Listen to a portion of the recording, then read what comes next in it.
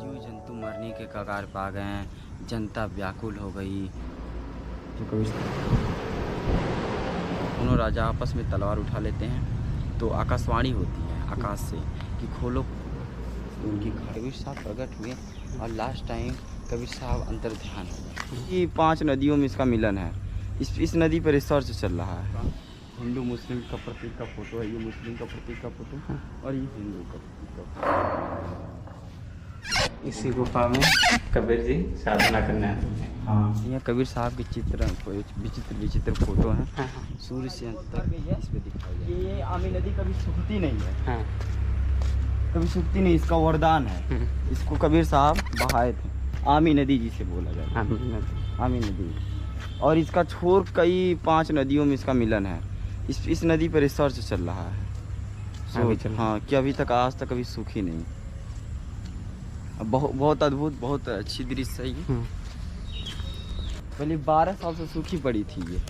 हाँ। इसको कबीर साहब इसको बारिश करके हाँ। इस नदी को ये पानी रीति बहाए थे। पहले इस कहा जाता था कि मगहर का नाम मारगहर था। मार्ग मतलब रास्ता। हाँ। और हर मतलब लूटना। पहले यहाँ के लोग उदंडवी, अत्याचारी, दुष्ट हुआ करते थे। हाँ। तो जो भी रास्ते में जाते थे, जैसे अयोध्या के लिए, कुशीनगर के लिए, गोरखनाथ के लिए, यही रूट ही पड़ता था।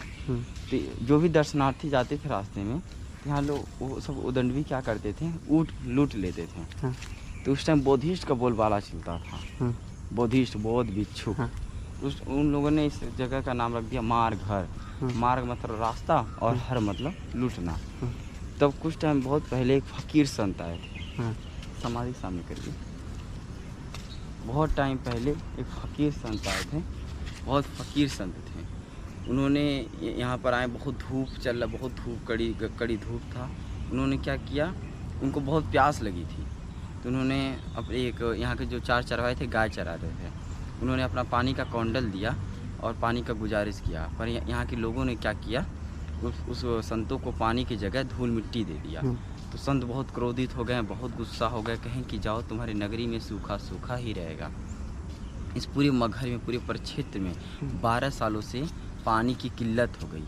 जीव जंतु मरने के कगार पर आ गए हैं, जनता व्याकुल हो गई और पेड़ पौधे सूखने लगे। तब यहाँ का जो राजा था, बिजली खान पठान यहाँ का बादशाह था। उस टाइम राजाओं का शासन चलता था, 14वीं शताब्दी की बात है। तो यहाँ के जो बिजली खान पठान यहाँ के जो राजा थे, उन्होंने सभी परंपरा के संत को एक समागम लगाया कि किसी में इतनी शक्ति हो जो यहाँ पे बारिश करा सके। सब लोगों ने अपना प्रयास किया, पर सब लोग असंभव रहे, बारिश कराने में सक्षम नहीं रहे, कि उसमें पानी की बहुत किल्लत थी। उनको बिजली खान को बताया कि कबीर साहब नाम के एक व्यक्ति काशी बनारस में रहते हैं, उनकी बहुत मान्यता है और सतपुरुष के भेजे हुए फरिश्ते भी हैं और एक उनका अवतरित भी हैं, और उनकी कही हुई बात कबीर साहब की सच्ची होती है। एक बार आप कबीर साहब से विचार रखिए, तो शायद आपका कोई निवारण या समाधान निकल सकेगा। तो यहाँ के राजा अपना जिज्ञासा लेकर के अपने साथी संगतियों के साथ कबीर चौरा बनारस जाते हैं, जहाँ पे कबीर साहब के जो माता पिता नीरू नीमा जहाँ पे रहते थे, या उनके साथ जहाँ पे पालन पोषण हुआ था कबीर साहब का, और लहरतारा में बनारस में ही लहरतारा पड़ता है जहाँ पर उनका प्रकट हुआ था। तो कबीर साहब से मिलने गए, तो बिजली खान पठान ने, कबीर साहब तो अंतर्यामी पुरुष थे और उनको अंतर आत्मा की बात पता चल जाता था कि उनकी क्या मनोकामना है, क्या जिज्ञासा है, क्या समस्या लेकर आए हैं। तो कबीर साहब को बात पता चल जाता है। फिर कबीर साहब उनसे पूछते हैं बिजली खान पठान से।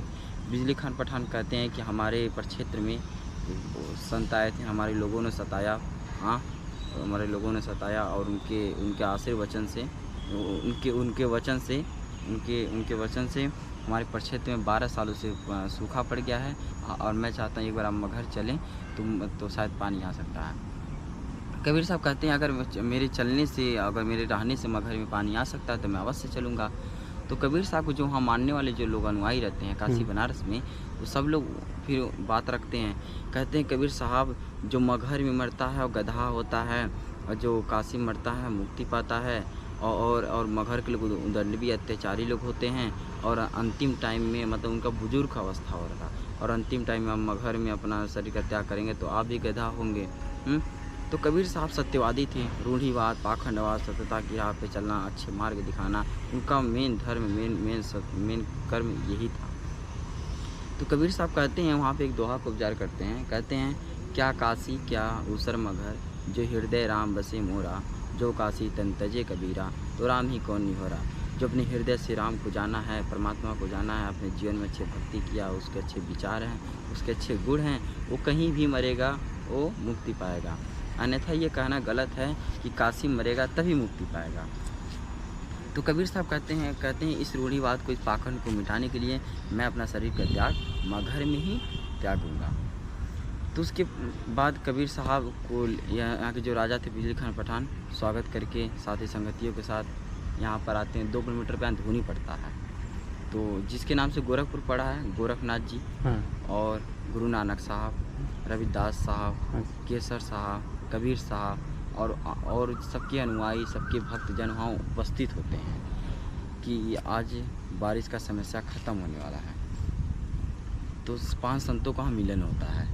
फिर सभी तो गोरखनाथ जी के मन में एक बात खटकती है कि कभी बिजली खान पठान जो हैं कि राजा थे मगहर के, उन्हें कबीर साहब बुलाने की क्या आवश्यकता थी, पानी की समस्या तो मैं भी ख़त्म कर सकता था। उनके मन में ये बात चल रही थी, उनके मन में धारणा चल रही थी। तो कबीर साहब उनके मन की बात भांप लेते हैं और जो उनके पास जो पानी की समस्या के लिए आते हैं वो उनको भेज देते हैं, उनके पास भेज देते हैं। फिर गोरखनाथ जी अपने पैरों के अंगूठे के बल से धरती को दबाते हैं तो एक पानी का स्रोत निकलता है। तो जनता बहुत खुश हो जाती है, ऐसा लगता है कि पानी की समस्या ठीक हो गया, समाधान सही हो गया।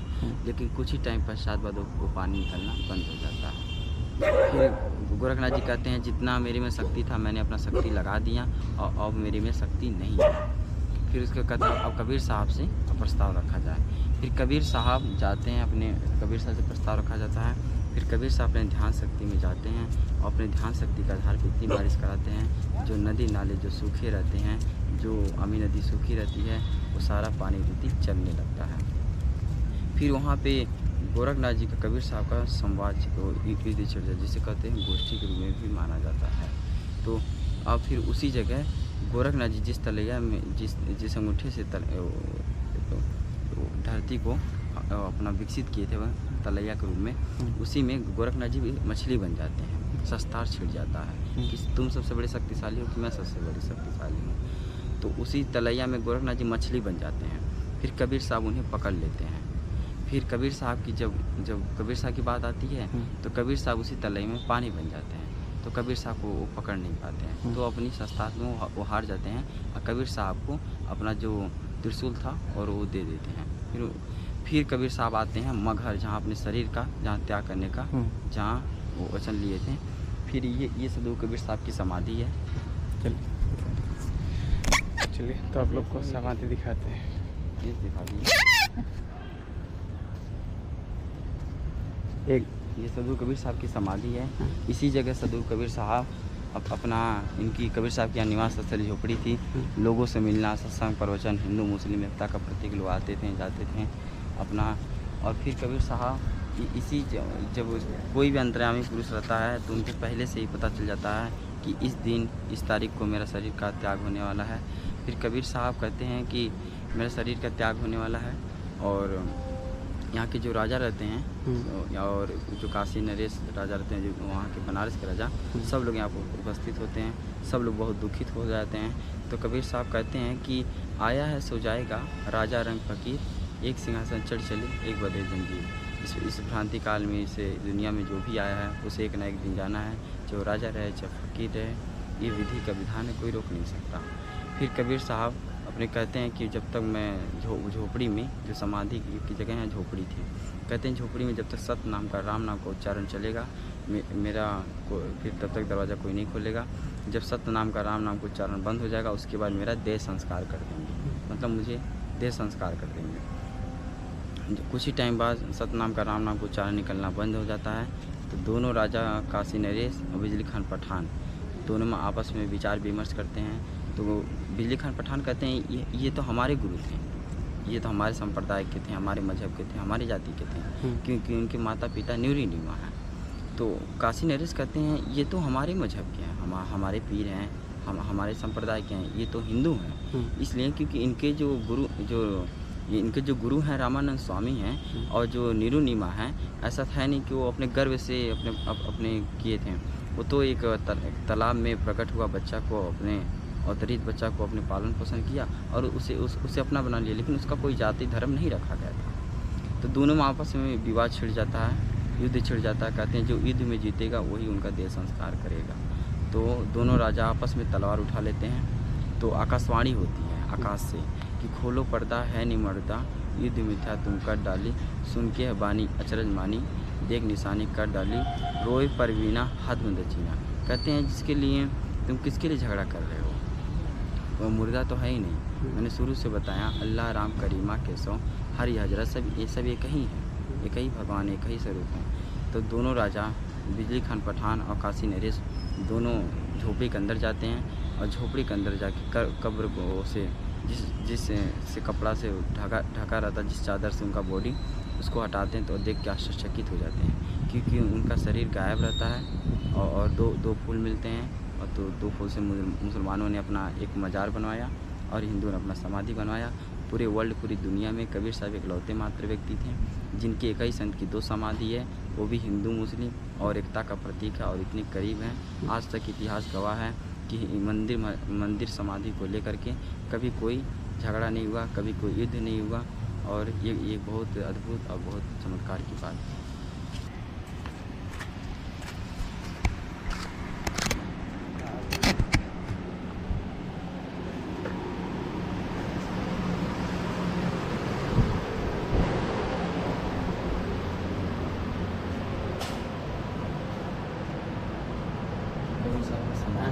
ये कबीर साहब समाधि इसी जगह कबीर साहब का बॉडी गायब है, ये समाधि, और इसी जगह 2 फूल भी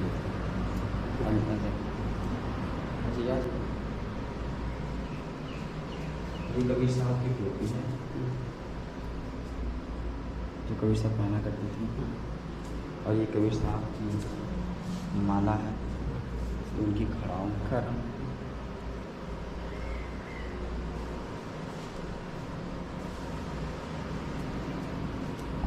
ये देखिए साहब की समाधि।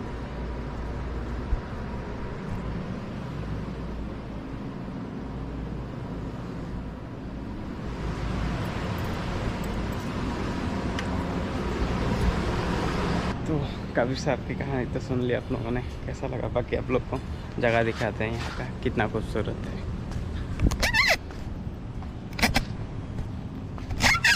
यहाँ पे भी है एक कबीर साहब की समाधि और उस तरफ भी एक है, वो उनका है, मतलब जो 2 बना था, इधर एक इधर है एक उधर है। हाँ जा सकते उधर।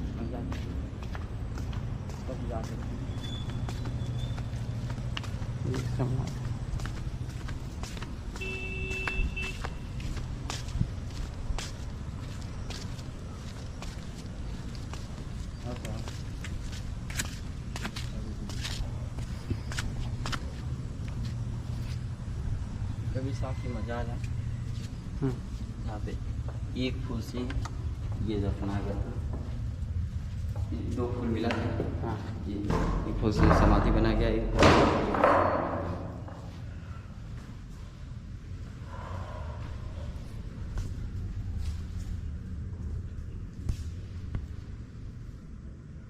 एक इधर है एक उधर है।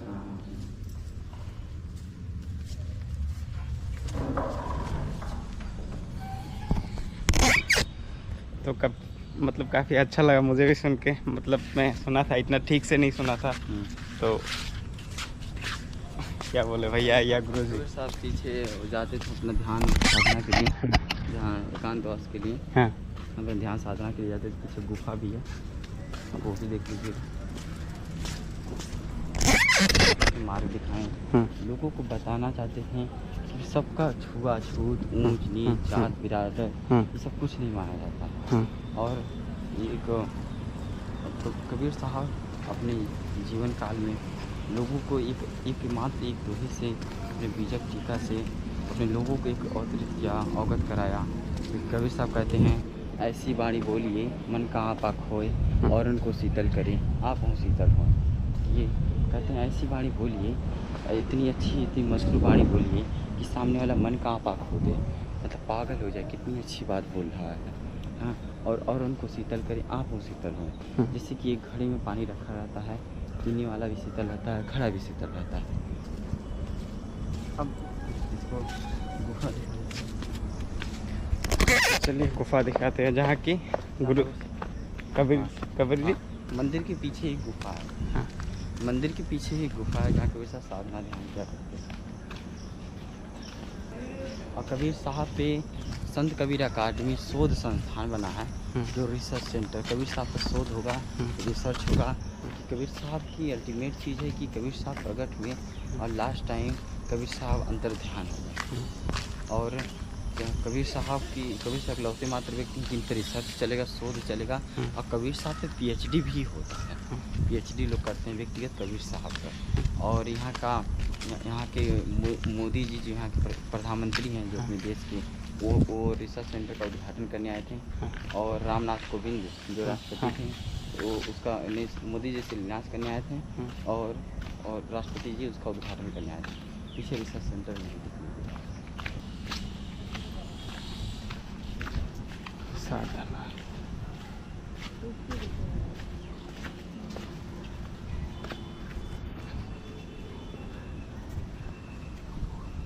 कबीर साहब का हिंदू मुस्लिम का प्रतीक का फोटो है। ये मुस्लिम का प्रतीक का फोटो और ये हिंदू का प्रतीक का।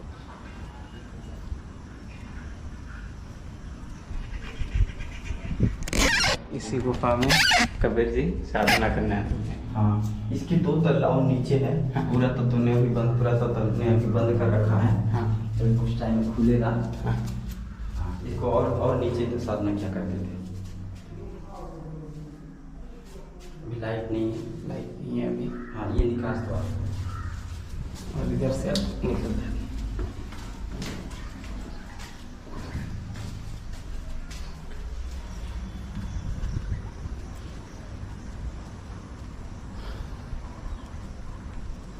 और ये वाला ये तो ऐसे मंदिर बना। अच्छा, तो उस टाइम जो उतना प्रचलित नहीं था। हाँ, तो मंदिर बना दिया गया।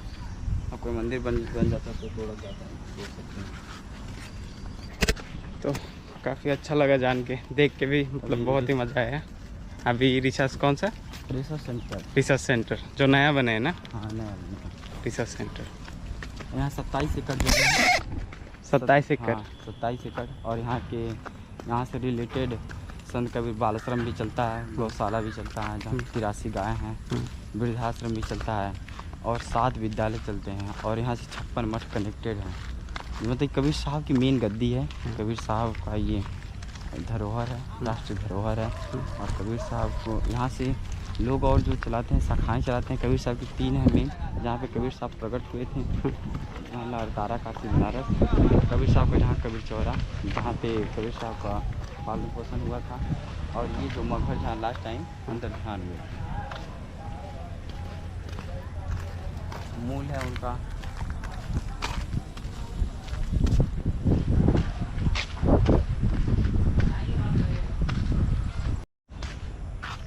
संत कबीर अकादमी शोध संस्थान रिसर्च। और ये बगल में बनी है कबीर साहब की विचित्र फोटो है। जहाँ कबीर साहब जहाँ जीवन काल में जहाँ दर्शन दिए, जहाँ कबीर साहब जहाँ जीवन काल में जहाँ दर्शन दिए, जहाँ चमत्कार दिखाएं। और ये है, और ये अनहद विधि का।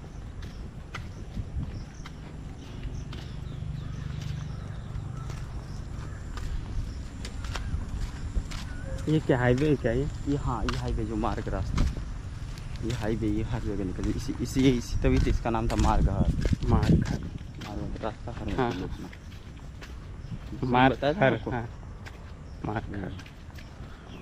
ये कबीर साहब विधि का मतलब उनकी जो विचित्र जो फोटो हैं, म्यूजियम टाइप है। अच्छा, ये अनहद विधि का अभी ओपन नहीं हुआ है। कुछ टाइम ओपन होगा, मतलब होगा। ये ताना बना है जहाँ हम लोग रहते हैं। ताना बना, हाँ, मतलब ताना बना प्रदर्शनी केंद्र है। कबीर साहब की प्रदर्शनी, उनके भजनों सत्संगों पर विचार विमर्श किया जाता है।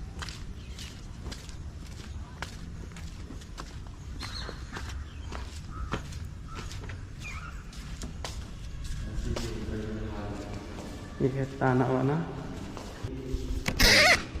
प्रदर्शनी लगेगा, अभी चालू नहीं हुआ है। हाँ। उस टाइम में चालू, अभी नया नया बना है। कभी सब फोटो तो लगेंगे।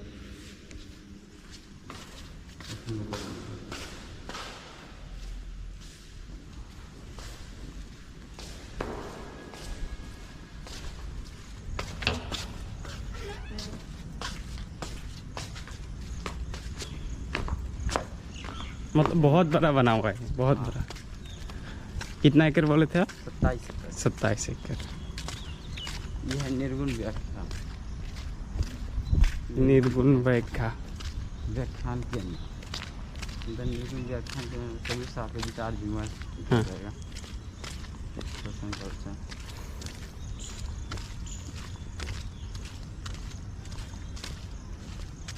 और ये वाला ऐसे ही बना है।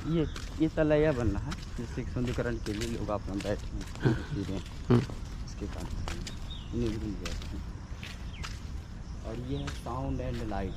कबीर साहब जीवन काल में जहाँ दर्शन दिए, कबीर साहब की अनोखी चीज़ें, कबीर साहब के जितनी जीवन से जुड़ी बातें हैं, हाँ। शुरू से अंत तक इस पे दिखाई जाएंगी। ये है LED TV। मतलब अभी चालू नहीं होगा? चालू होगा। नहीं हुआ। हाँ, अभी बन के तैयार हुआ, कुछ टाइम में चालू होगा।